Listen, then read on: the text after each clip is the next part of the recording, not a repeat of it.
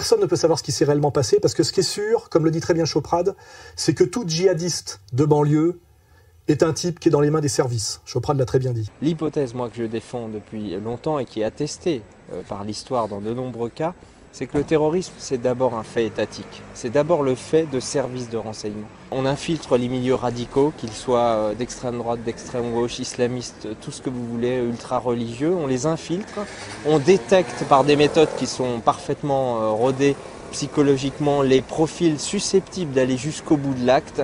On canalise l'énergie de ces gens-là, on les amène jusqu'à la réalisation des attentats en les orientant. Que ce soit Al-Qaïda, etc. On sait que ce mec était dans les mains des services puisqu'il était lié à la DCRI.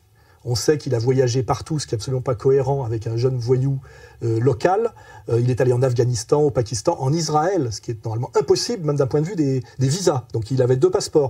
Donc c'était plus ou moins à l'insu de son plein gré, un agent manipulé, qu'il ait fait quelque chose ou qu'il ait rien fait, de toute façon, il a été instrumentalisé de A à Z. C'est une sorte de Lee Harvey Oswald. Il est possible même qu'il n'ait rien fait du tout, à part servir de prétexte, se faire assassiner et aider peut-être à la réélection de Sarkozy en période électorale. On saura peut-être un jour la vérité, parce que si c'est une manipulation sarkozyste, peut-être que certains fonctionnaires honnêtes et fonctionnaires de gauche ont intérêt à ce que ça se sache.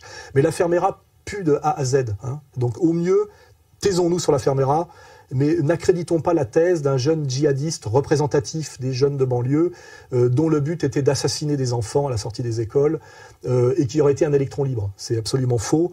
Il est évident que cette affaire pue de A à Z. Il était entièrement manipulé par les services, une fois de plus pour diaboliser les musulmans, manipulé toujours dans le même sens et pour les mêmes.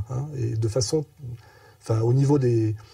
toujours contre l'intérêt supérieur de la France, qui n'est pas, comment dirais-je, l'exacerbation des tensions communautaires, mais au contraire la réconciliation nationale sur quelque chose qui finalement n'existe pas, mais j'aimerais bien que ça existe, qui s'appelle la République française, une et indivisible, qui ne reconnaît que des individus et l'État, et rien entre l'individu et l'État, donc qui ne reconnaît pas les communautés. Je le rappelle pour les gens qui vont la haute fonction publique française qui va se prosterner au dîner du CRIF.